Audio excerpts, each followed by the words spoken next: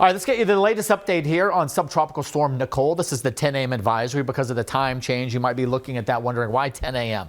10 a.m. because of the time change here, and we are going to be updating every 3 hours because we do have advisories. So the next update will be at 1 p.m. The next full update with a brand new track will be at 4 p.m. All right, let's talk about what we know with the 10 a.m. Update here. Winds still sustained at 45 miles per hour.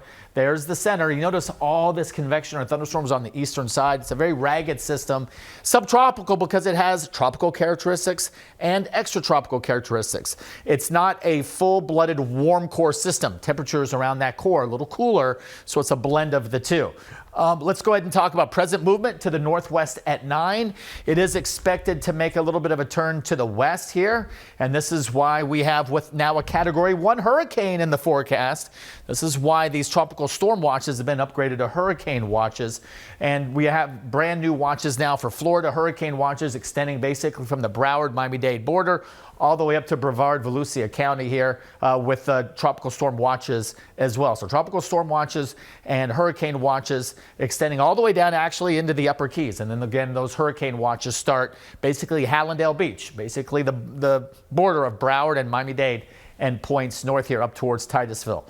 So then the system weakens to a tropical storm as we go Wednesday into Thursday as it makes landfall and then makes a turn to the north and east. Again, here are those watches and warnings. Red hurricane watches, orange tropical storm watches. We don't have any warnings right now because the time period is still at least 36 hours out before we see any of these potential conditions. If it was about 24 hours out, these would then be warnings, but certainly a slight upgrade with that track and forecast.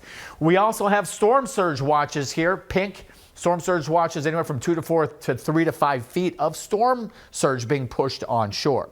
Then we have actual rainfall and king tide, by the way. We've got a gusty northeast wind next few days along with king tide. So a lot of flooding potential with the king tides plus actual storm surge and then rainfall from the system. So here's the European model calling for a pretty good batch here of 3-4+ inches of rain. Notice how it's lopsided, right? So from Miami all the way up to the Carolinas could see heavy rain, but down towards the Keys we may get very little.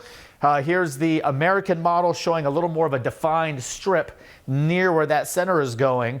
But again, the heaviest rain near and then again well to the north of where that center is. As you go south, those rain amounts drop very quickly because it is a lopsided system. There's going to be more rain to the center and northern part of this system versus the other way around.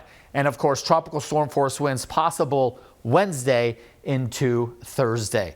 So again, the next update will be at 1 p.m. Next full update with a brand new track will be at 4 p.m.